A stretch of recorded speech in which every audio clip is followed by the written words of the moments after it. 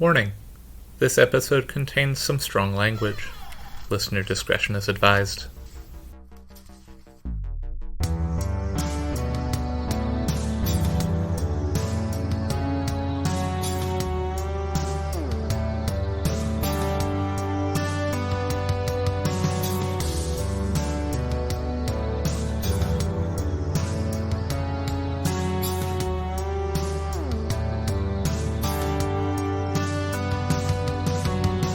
Hello, and welcome to Tales from the Trunk, reading the stories that didn't make it.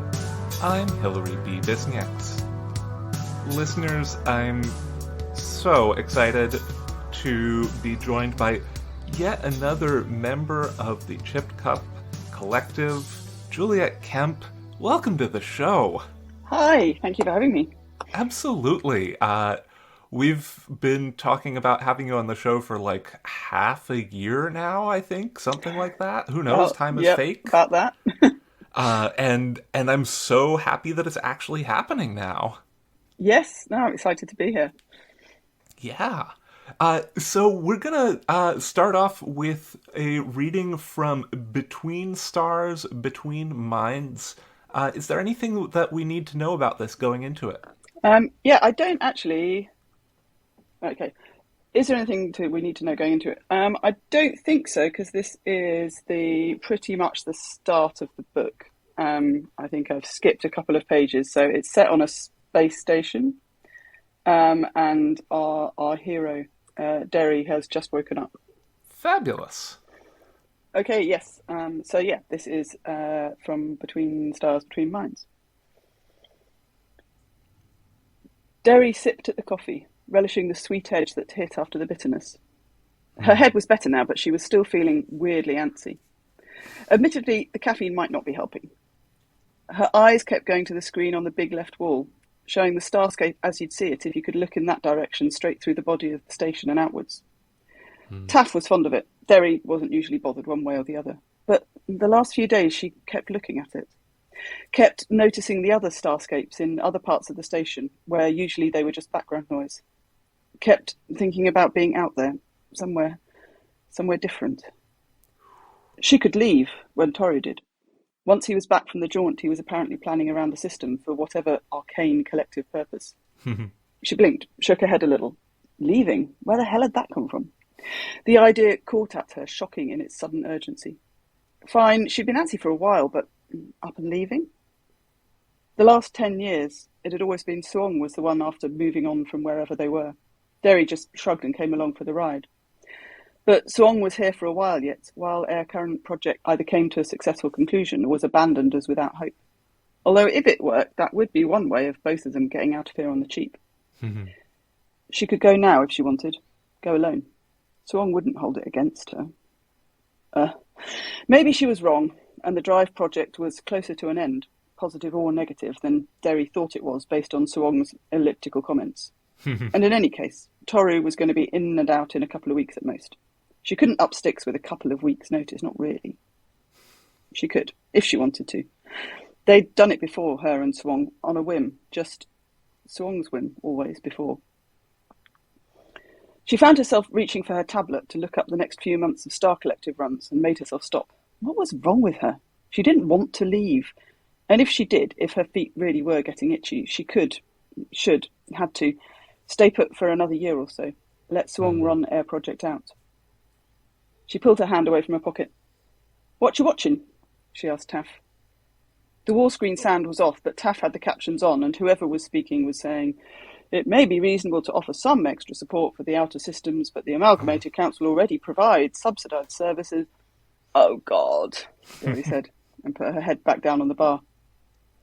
"Council discussing support for the outer systems," Taff said unnecessarily. "Why bother watching? They've been arguing this forever. Nothing changes." As far as Derry could tell, the whole resource traffic allocation thing never could be resolved. The hub was easy to get to, multiple jump points. The outer systems, defined by their one jump point apiece, weren't. A physical truth that couldn't be overcome by argument, politics, or subsidies. Someone from Cetus 40 was saying they reckoned the Star Collective is in bed with the hub worlds, and that's why nothing ever changes. Derry's back stiffened. That's rubbish. she said tersely. The collective's independent. They don't come out here as often as they might, Taff said. Single jump routes are harder, more expensive, she said. Which was true enough, but back when she'd been in the collective, she'd been one of the ones arguing for making the trips more often anyway and hang the subsidies. It didn't matter. She'd been out of the collective for a decade. Defending them wasn't her job anymore, and nor were their policies, however wrong or right they were. She scowled down at the plastic surface of the bar, restlessness roiling in her stomach. It was just a bad night's sleep. That was all. I've been there, she remembered. Sector's 40. Oh, really?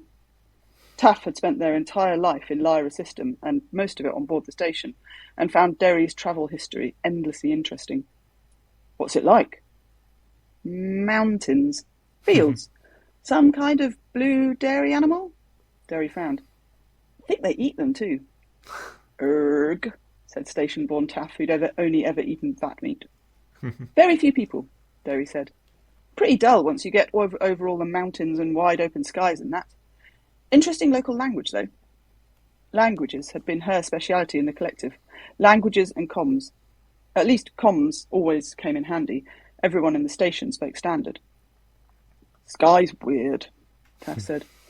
Whenever we visit Gina's family planet side, she goes on about it. Makes me antsy. Give me a ceiling any day. You going to leave that on? Derry asked. Taff shrugged.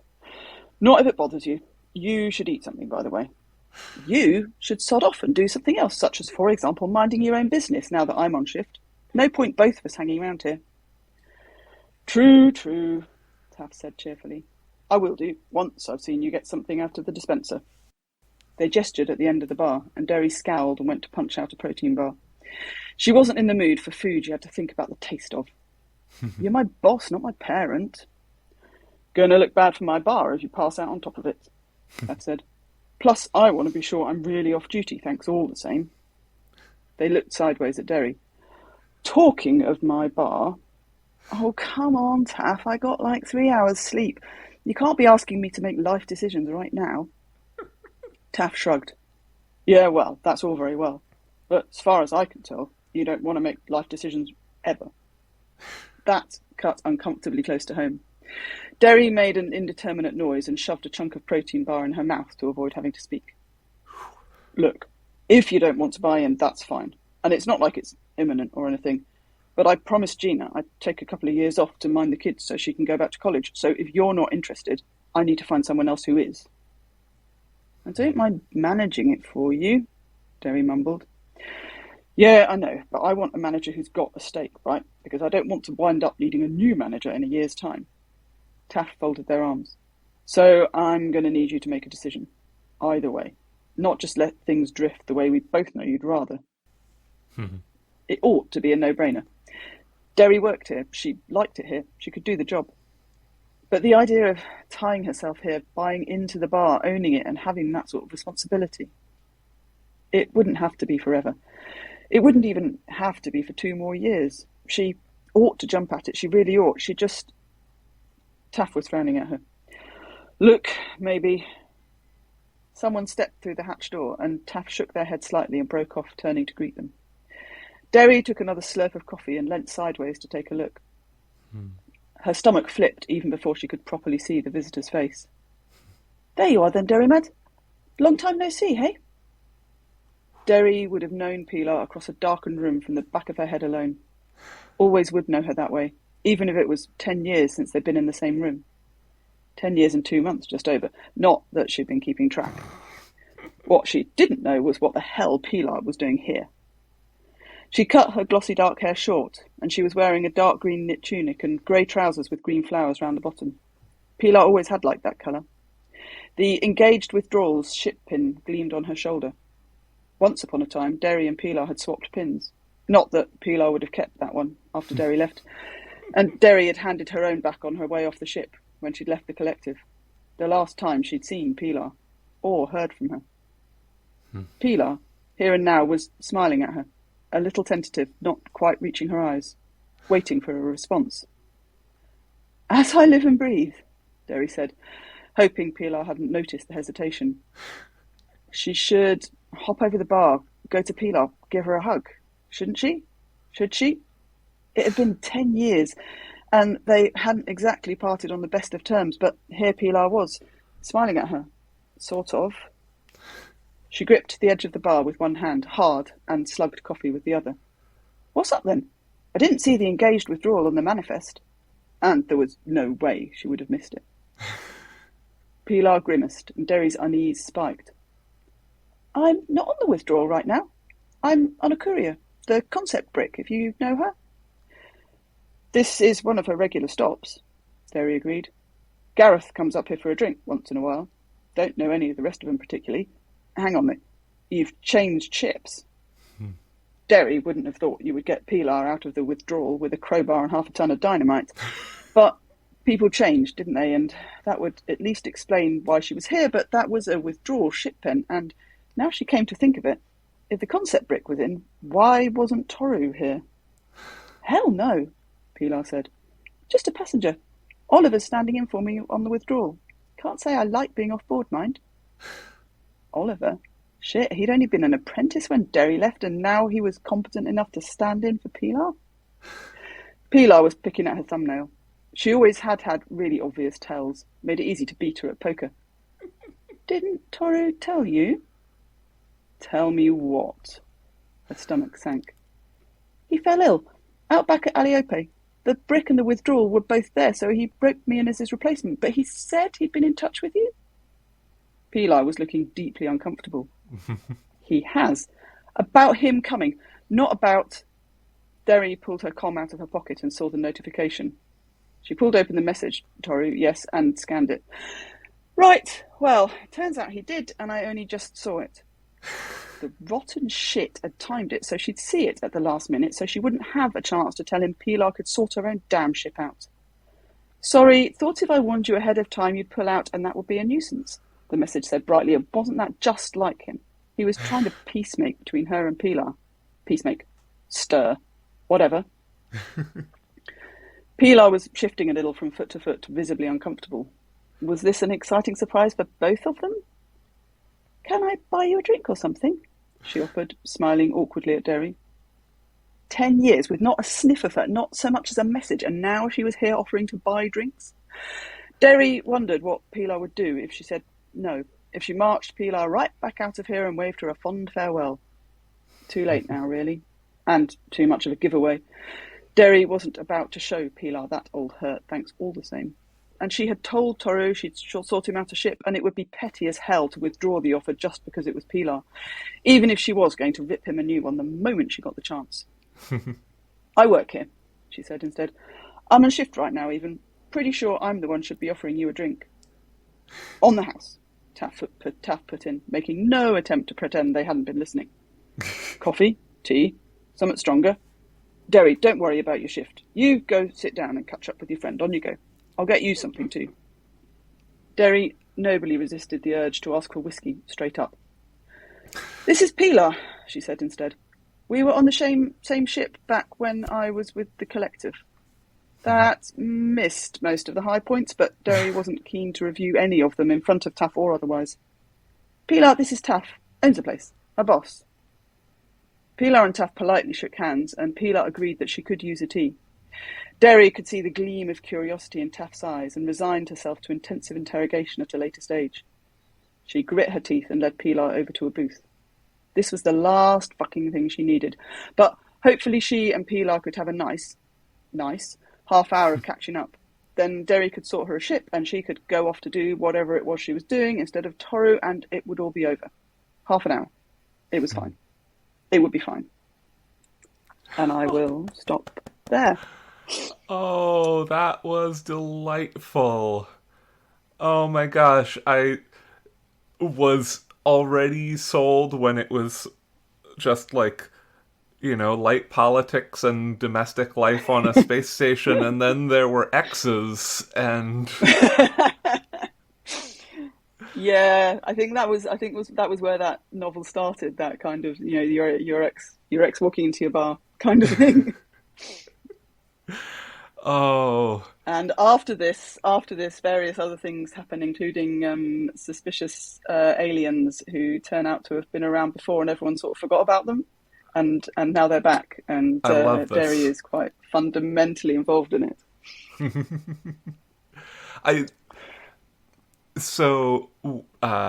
When we are recording this, the first season of Star Wars Andor just wrapped up, and this scratched that same itch for me of being a world that is just fundamentally lived in. That's good to know. I haven't seen Andor, sadly. I've had it recommended by so many people. I've got it on the list. It's so good. It's so good. Okay. My contractual mention here, not of Friends at the Table, but of another Austin Walker project. If you're a podcast listener and you're watching Andor, you should be listening to A More Civilized Age talking about Andor as well, because you get a 40-minute episode and then you get 2 hours of them talking about the 40-minute episode to sort of just extend that high. Oh, brilliant! I shall add that to my list for when I get around to watching Andor. Excellent, and of course, links will be in the show notes. Lived in is a very nice, fundamentally lived in is a very nice thing to hear, because I'm into that sort of world building. I want it to feel that way. Yeah. So, talk to me a little bit about sort of the process of this novel and how it came to be a thing that you wrote and then came to be a thing that just stopped being pursued as much.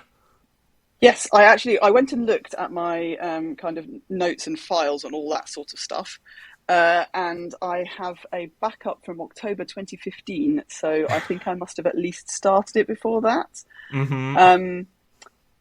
My kid, who is now 10, was born in 2012, so there is definitely a period of a couple of years around then where my memory is it's not the best, because he didn't sleep for some years. So I think I must have been writing it when he was very small. And then I have a kind of outline, which I strongly suspect is a reverse outline from 2016. So, as I say, I think it had started off with this kind of, your ex walks into a bar, and I think the mind control aliens were in some way there from the start, but it started off as almost more of a sort of space heist novel. We love this. And the other kind of crucial piece when I started writing it was my space anarchists.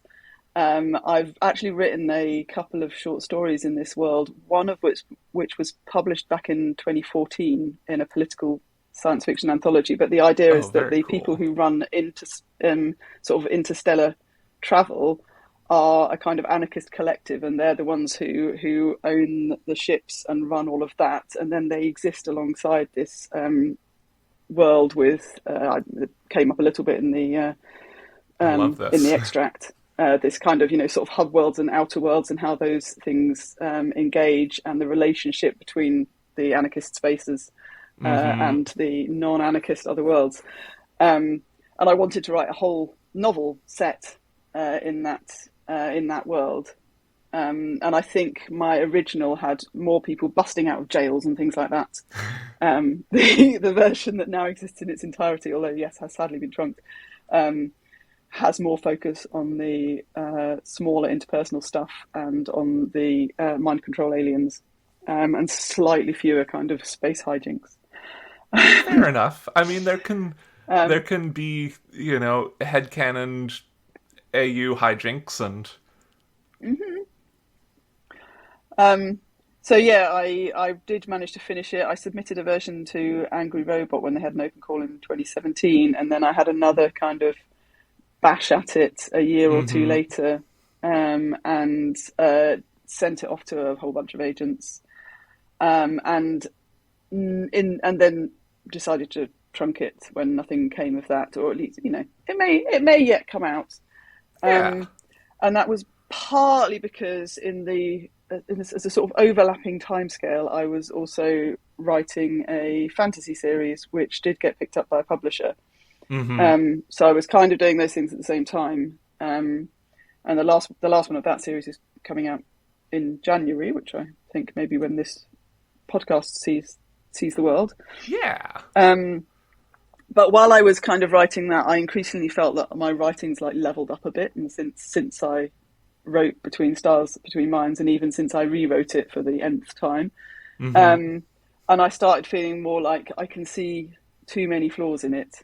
And I know there's always an extent to which you look back on your stuff and like, oh, I could do this better. But but I got to the point where it's like, it's, it starts to, much though I love that kind of opening scene in a lot of ways, actually, I think it starts a bit too slowly and there aren't enough stakes early on. There's not enough of a hook.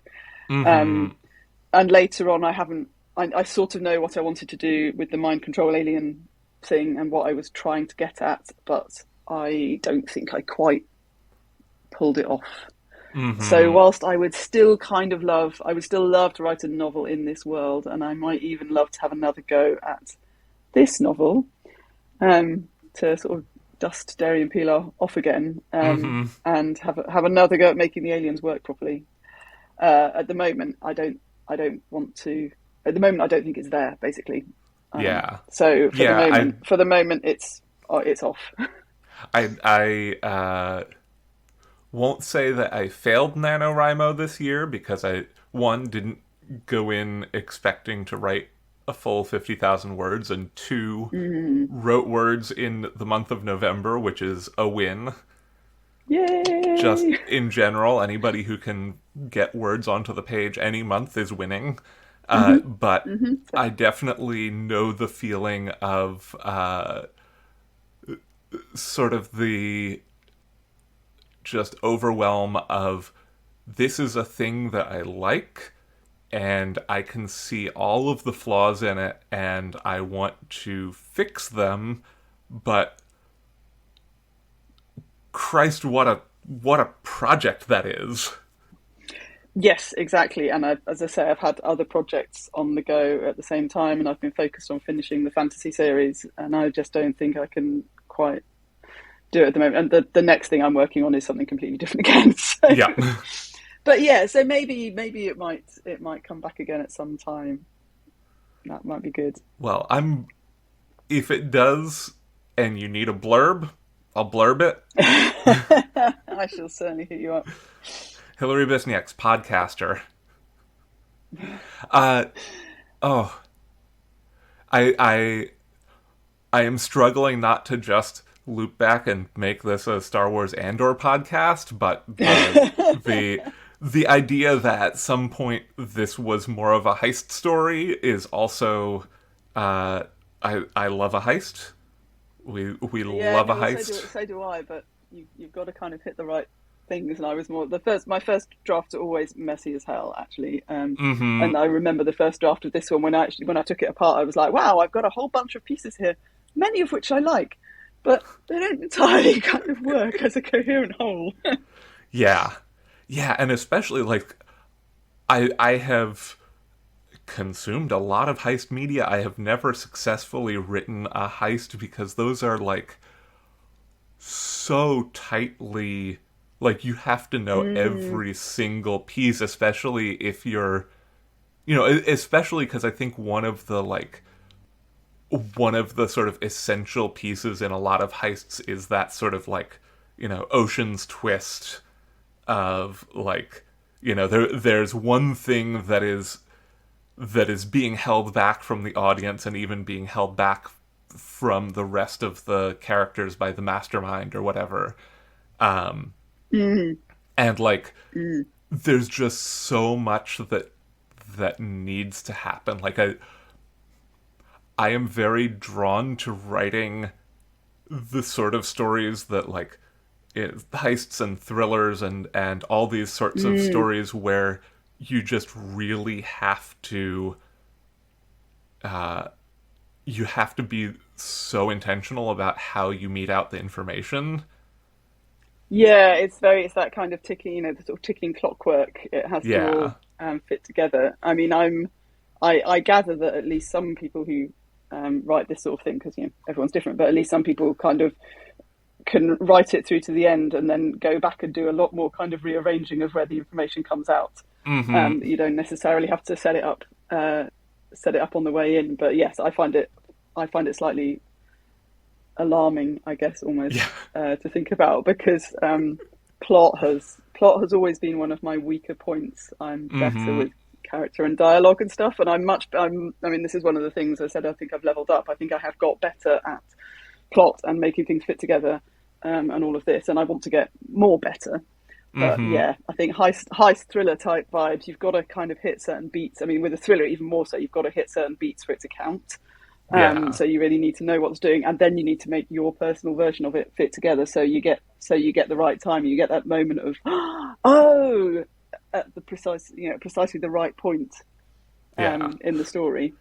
And I'm just out here getting lost in the sauce of wanting to make the words pretty and or just like, being on my behavior about the, neat things that I'm interested in at that point. And then, I get, 20,000 words farther in and I'm like,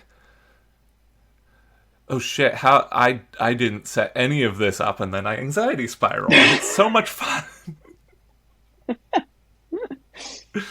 That's mental health. Kind of why I that's kind of why I didn't. You mentioned Nano. It's kind of why I didn't do Nano this year, because I very much enjoy that kind of like getting all the words out and creating a thing. And like I say, my first drafts are very messy, but I can write them very fast. And the net result of this is that I have a lot of first drafts of things and slightly fewer that have made it all the way to a finished product. So this year I was like, no, I'm not going to produce another 50,000 words that can then go on my kind of, the post-it can go on the board as a thing I want to do something with. I'm going to do some bloody editing. The two nanos that I have won have both been stories where I had a neat hook and I had 50,000 words of plot for them, but I did not have a complete plot. And so after November each year, best of intentions, but I just petered out in terms of, now I have to finish the book. I have to know what happens, and it has to pay off. No, thank you. I don't think so. Yeah, I hear you. It's that like, I've got through 50k. That's not actually a full book, is it? Yeah.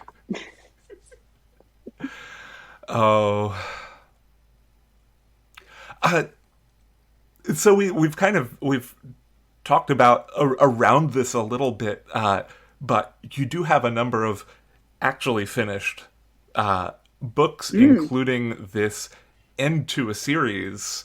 And so I'm wondering if we can talk a little bit here about The City Revealed, book 4 of the Marek series, which is out on the 20th of January, 2023, just the Tuesday after this podcast goes live. It is indeed. That's as ebook, and then it's out as a paperback a month later, because Elfman Presser, an eFirst publisher. So yeah, it's called The City Revealed, and it's the fourth and final book in the Marek series, which is my fantasy series, which I always want to call urban fantasy because it's about a city, but it's not urban fantasy because that means something very specific sort of a city. This is a like secondary world fantasy city with kind of Renaissance overtones. That was my sort of implied vibe, and it's very queer. There's politics and magic and complicated families and complicated relationships. We love all of this. And I have had a lovely time writing all 4 books, and I'm really quite sad that I'm kind of bidding this place and these people farewell. Yeah. And that's gotta be hard. It is. It feels really weird. I've just finished doing kind of proofs and all that stuff, and it really is it's coming to an end. So yeah, this is the final book, and so a lot of tensions are coming to a head, and some issues that have maybe been buried or possibly just ignored are all sort of rising up together. So the sort of lower city are in the throes of borderline revolution. The council who run the city are not terribly impressed by this, nor are they dealing with it well. Marcia, who's one of my main characters, who is a member of the council, is also heavily pregnant, and her mother's disappeared. Oh no! And the city has recently declared its independence, and the people from whom they declared independence are about to show up on the doorstep, together with Marcia's sort of long-running enemy. Oof. So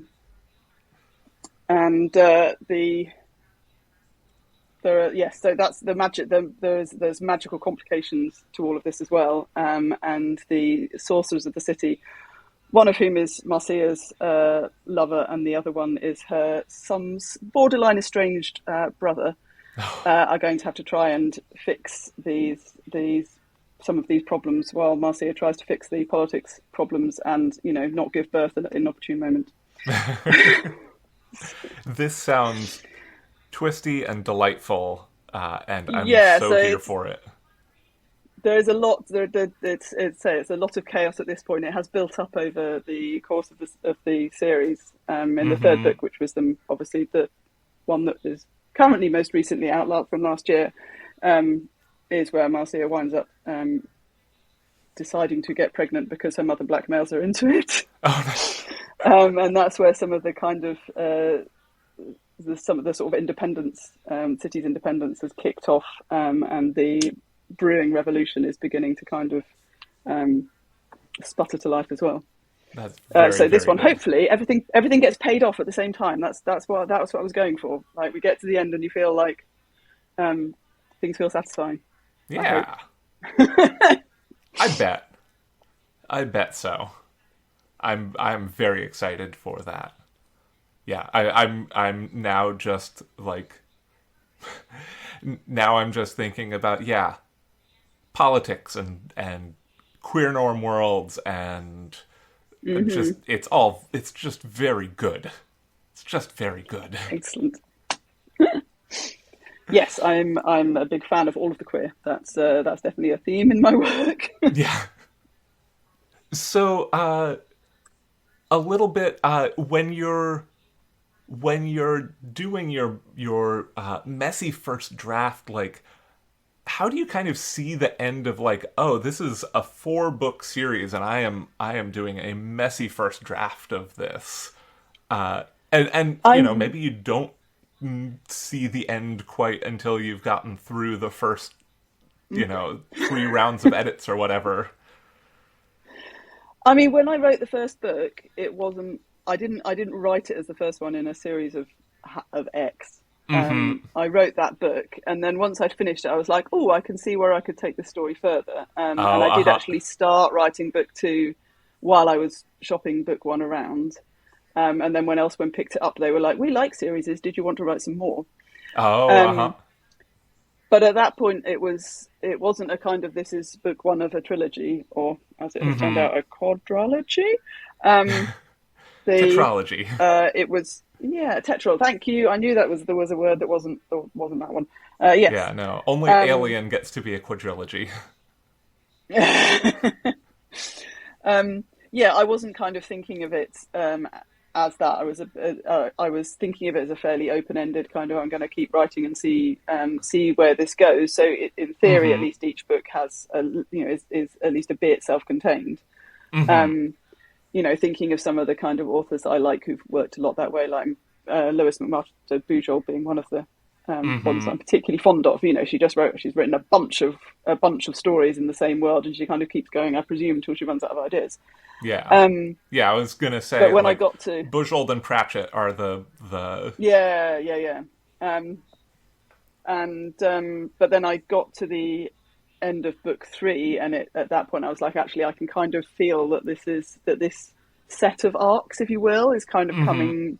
I can see a place I can take it.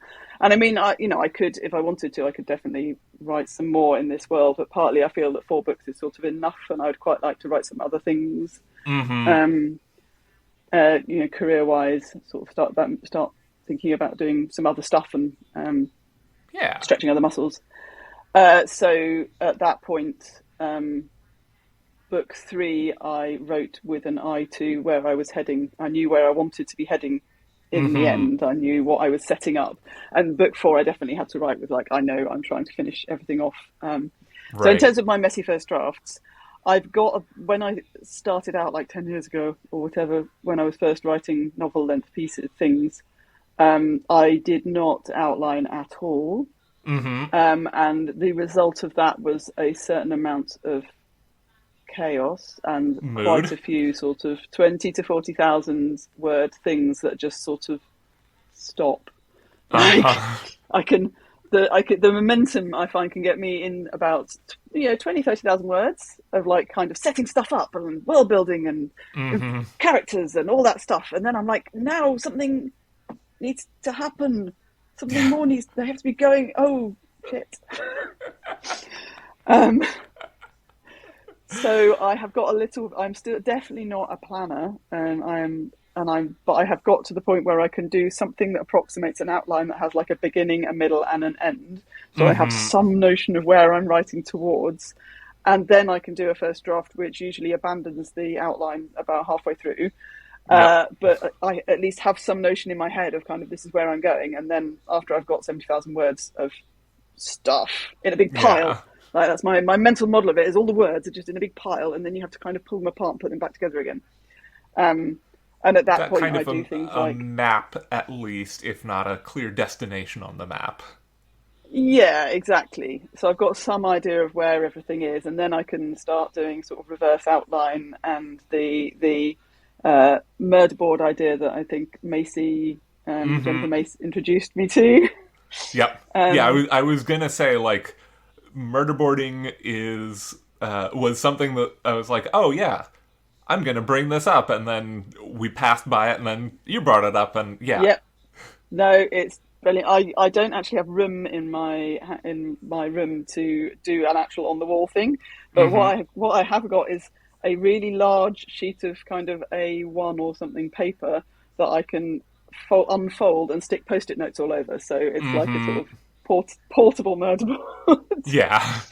And then I shove all the post-it notes all over and rearrange them and re-outline and do a second draft, which is, I think, the sort of thing that most people would call a proper first draft, to be honest. And at that point, I probably got something that looks approximately like a story, which actually fits together, and then I need to tighten it all up again. Yeah. That process has been a while coming to fruition. Like, I've done a lot of experimenting. Definitely. I can't say that I do a proper physical murder board, but often when I get to the beginning of the third act of my stories, I do just call a Macey and say, Macey, fix my story for me, please. That's a good option. And then we, have a sit down for a little while and muse over it, and Macey says something very smart, and I say something that's kind of dumb, and then I figure out the smart thing that is not the direction that Macey said at all, but was, and that's the process. Oh, yes, yes, exactly. I have once or twice tried doing like a proper outline from the start, and that just doesn't work well for me. I spent a lot of time once kind of being like, I'm going to outline this book properly, and then I still got halfway through and went off the rails.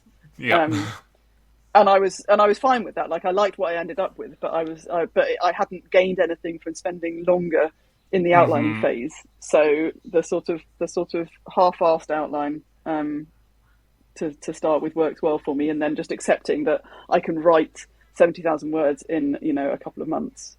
But then it's going to take me 3 times that long to edit it into something that I can then do something with, send off to, at least 3 times as long to send something I can send to a publisher or to an agent or whatever. So I have come to terms with that, because there was definitely a while where I was like, if I can write it in that length of time, surely I can edit it in that length of time. No, I can't. That's just how that works. Just got to kind of accept that. It's fine. That's my process. I mean, figuring out your process is such an important, an important thing, and something that I think very early writers maybe have this idea that they can speedrun that. And, like, some people can. Some people can just, like, read about somebody else's process or be told somebody else's process and, like, fully integrate that and just be off to the races, and that's great, and I love that for them, and I definitely don't want to, like, pick apart their brain and figure out how they do it. Oh, no, and they probably don't have anxiety. I have spent a lot of time reading about other people's processes, and I have found that useful because sometimes I'll read something and be like, okay, I don't think that would work for me, and I'm right. And sometimes I think, oh, that wouldn't work for me, and I try it anyway, and actually it is useful, or bits of it are useful. But so sort of combining lots of other people's ideas, I think, can be really handy. Like, the Murderboard thing I think I'd done a sort of reverse outline in the past, but I'd not really thought about, like, doing the sort of the same post-it notes, my version of it. And that's been incredibly helpful to try and think about it in that more physical way. But there are other things that I've tried, say, as outlinings, or as kind of write your novel this way methods, and that is it just doesn't work with how I think, and that's fine too. But I quite like trying things, because you never know, you might sometimes you don't know your own brain as well as you think you do, and there's definitely times where you can, like, experiment and it turns out, oh yeah, this is handy, or a bit of this is handy, or I have learnt something from this experience. And sort of iterating. I've forgotten, there's something I'm trying with that's right, with the book I'm currently working on. I'm going to try doing a full from scratch rewrite for my second draft, rather than, like, taking the first. I know. Rather, because normally I take the first one and it gets chopped around a lot, but I do basically start with those words and then shiggle them around and edit them and all this. This time I'm going to try doing a sort of doing and having written my first draft, my messy first draft. I'm now in the throes of working out where the holes are and re-outlining. And then I am going to try writing from that revised outline, but I'm going to try going from scratch because several people have recommended it. And I'm like, let's give it a go. Let's see what happens. Either it's going to be, like, genius, or I'm going to absolutely hate it and never do it again. But either way, that's valuable information. Yeah. And yeah, it'll be fun. Maybe. I've only ever done that with a short story once or twice, where and like, the short stories I'm thinking of where I've done this, none of which are published, so I can't, like, point to them and be like, come to the Patreon for, if you sign up for the Patreon, you can get an exclusive look at the first draft or whatever. So I should really, sell one of these stories so that I can do that. But in the cases where I've done that, it's very much been like I like the central thesis of this story, but I have put the wrong characters in it, and I've touched on this a couple of times, I think, before in the show, but, like, my first, like, 5 or 6 years of being a writer, I was fixated on, like, one very specific urban fantasy universe with a fixed set of characters about whom I knew startlingly little, considering how many words I'd spent on them. And every story that I thought of, my brain was like, yes, and this is for these characters. And then eventually came to the realization, like, oh no, this works a lot better if it's not about these things. Like, this doesn't have to be exploring issues between a child and their parent who they're distant from. This can just be a meet cute between two people who are entirely dissimilar to the original characters, but can still have the same basic DNA, and that's fine. Yeah. So, someday I will get that story published, and then I can then I can do the Patreon trick and get $1 from a couple of people. I find the idea of doing like that's a full rewrite quite scary, because I'm like, but my words that I put already on the page. But that's kind of why I feel I ought to give it a go. Like, that you know, maybe I should be. It would be good for me maybe to be willing to say I can do this all over again and it'll be fine. Maybe I'll get something out of it. It is We'll see. difficult to stop being precious about your words, and also it's very freeing when you figure out, you know, even if it's just like for a fleeting moment, that you're like, oh, I don't have to be precious about this thing because I'm not throwing away the old things I wrote. I'm just writing a new version. You know, it's not like well, obviously I'm keeping everything. Like, I'm not deleting it. That would be absurd. No. We never delete anything. No, never delete. That's what cut files are for. Yeah. So I just heard this very familiar to people who grew up with the BBC, but very strange sound. And this blue police box just showed up in the room, the podcast room. And I'm wondering if we can take a step inside this time machine and go back, if there's any advice that you wish you could offer to your past self, and by extension to writers who might be in that same situation now. Well, I was thinking about this ahead of the show, and I think I said something to you on the Google Doc about process, which we've kind of just been saying, this idea that it's okay to find your own process and other people's are interesting. But actually the other thing that I remembered as we've been talking was about not being afraid of rejections. I think it took me a while when I started submitting short stories to stop taking the whole process quite so seriously. Obviously, like, you write the story, you send the story out, you want it to get, you want somebody to say yes to it, that's fine. But this is an industry in which that, if you want that to happen, you are going to need to accept an awful lot of no's. Yep. And I think when I was first writing, I was a little bit like, I would send the little story out and then I would kind of sit there and stare after it. And you kind of just need to like forget about it and get on with the next one. When yes, exactly. And you kind of need, I think, to just dismiss it from, track it, keep track of it wherever you please, but dismiss it from your mind, start on the next one, send that out, and try. I mean, obviously it's always a little bit sad when you get a no back, but I started the way I finally kind of got over that, like, I'm going to sit here for a week feeling sad about it, was a couple of years ago. I gave myself a challenge, and my challenge for the year, was to get 50 rejections for short stories. Hell yeah. And because it worked for my brain anyway, surprisingly well, because it meant that I would get something back with a no, and I'd be like, yes, another tick on the chart. And it also encouraged me to send it out as quickly as possible so that I could get my next tick.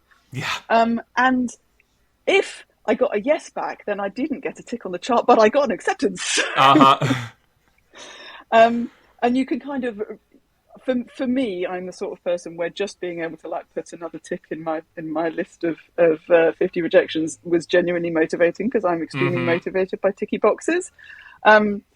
But if you are the sort of person who needs a bit more than that, I think any kind of reward can help. Like, I'm going to have a lovely cake for my rejection. But the idea that what I was aiming for was rejections freed me up a lot. And I actually did get 4 acceptances that year, which is, I think, the most I've ever got in a single year. Fabulous. Because turns out, if you're just sending the things out all the time, more of them get accepted, which is... like, it's not a surprise, mathematically speaking, but what was a surprise to me was how mentally powerful that was as an approach.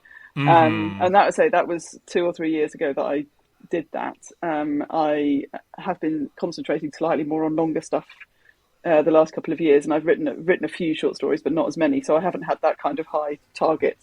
But the sort of the attitude has held over, and I'm now much more kind of sanguine about, oh, it's another no. Oh well, let's try and let's turn it around, get it out to somebody else. And as you know, as per the title of this podcast, sometimes you do wind up trunking stories and deciding either, I've sent this to so many places, I've run out of places, or certainly for me, I've been sending it out for 2 or 3 years because some places have such long turnarounds. Such long. And then 2 or 3 years later, I know, and 2 or 3 years later, you look at it and you're like, actually, you can kind of see why it's not got anywhere now. Maybe I might rewrite this someday, but for now, I'm not actually sure I want to see it in print anymore. I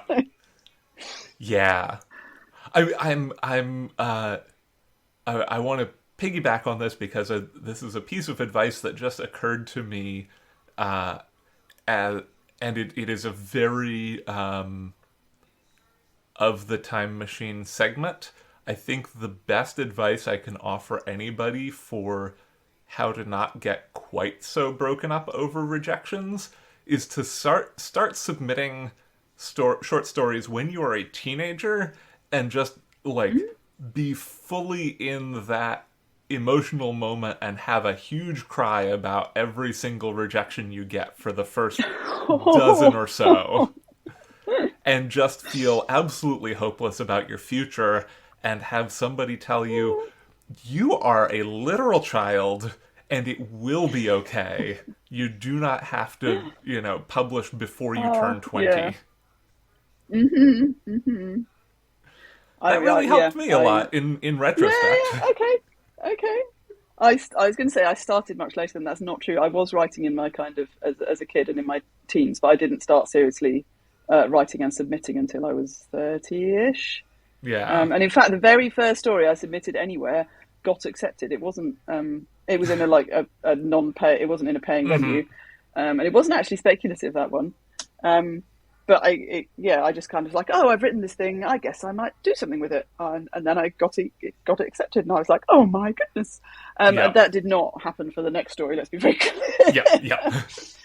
Quite a few stories after that didn't happen at all. But that was a very nice moment. I've still it's still up there somewhere on the internet. That one. Nice. Yeah, I definitely the first story that I sold, quote unquote, was to a non-paying market, and it was I submitted that flash piece once, and it got accepted, and it went up a couple of weeks later. I think I did not even know that it had gone up the day that it went up because they did not tell me when it was going up. One of my friends just messaged me and was like, hey, I really loved your story that just went up. This was on no, not Daily Science Fiction, 365 Tomorrows, I think. Oh, okay, yeah. Back in the days when that was a market that one of the places you could follow their work, the pieces they put to print was on LiveJournal. So. Oh wow! Okay, yeah. Yep. Oh, dating myself a bit there. Yes. A link. I stand by this story. I think it's a very nice little flash story. A link to it will be in the show notes.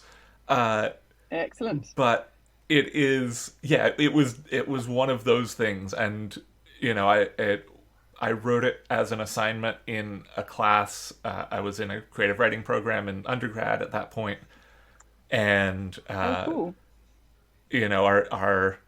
My professor for that class was is a working writer and was just an adjunct professor, and so she was very gung-ho on submit your work and get rejections. Yep. And that's great professoring there. Yeah. Honestly, one of the best professors I had in the 4 years of undergraduate education that I had. absolutely fantastic. Shouts to Lockie Hunter. I don't know if you're listening to this, but I hope your ears are burning at least. Excellent.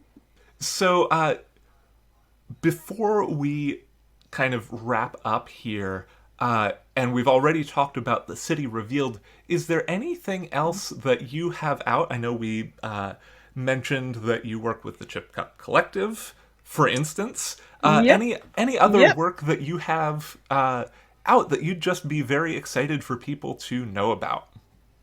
Yes. With Chip Cup, I have a book out from Robot Dinosaur Press, which is called A Starbound Solstice, and it's a little sort of festive queer novella on a spaceship, as you might guess from the title. We love it. We're recording this in December, and it is very much the kind of thing that I feel that people might like to read with a nice cup of your hot beverage of choice and a blanket at this time this very dark northern hemisphere time of year. If you're in the southern hemisphere, maybe wait until June. Yeah. And I think this is going to come out in January, but that's still pretty dark and cold. So I still think that despite the fact that we are now past the solstice, you can still tuck yourself up with your hot drink of choice and a blanket and read a nice fluffy space romance. I'm going to go and download it right after we record this. Excellent news, thank you. But yeah, so a Starbound Solstice from Robot Dinosaur Press, and I also had a short story in Uncanny magazine this year, which I am really proud of. It was such a dream market. I was definitely one of those emails that you're like, really?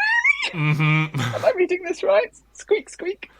So yeah, it's called At the Lighthouse Out by the Othersea, and it's quite a sort of quiet story about grief and community and identity and stuff like that.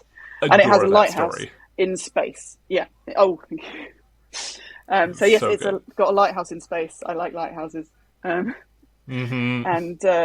so that's in Uncanny magazine, and I guess I can send you a link to put in the show notes. Yes, I will. I talk about this, I think, a little bit in a public Patreon post, even. I don't remember, but I have, and I'm going to reveal it here now on the podcast because content and because it's genuinely just a useful thing to know. I write all my show notes as I do the editing. I just have a Google Doc open. I type out all the show notes as I am doing my editing. And then in Google Docs, if you just highlight a word or a phrase and hit Control K, Super K, Command K, whatever your operating system says for creating a hyperlink, or if you right-click and say Create Link, in Google Docs, it pops up Google search results for that thing. And then you can just, and it has a bar where you can either enter the precise URL if you want to, or just enter a search term, and it will give you 5 search results. And that is extremely useful to know.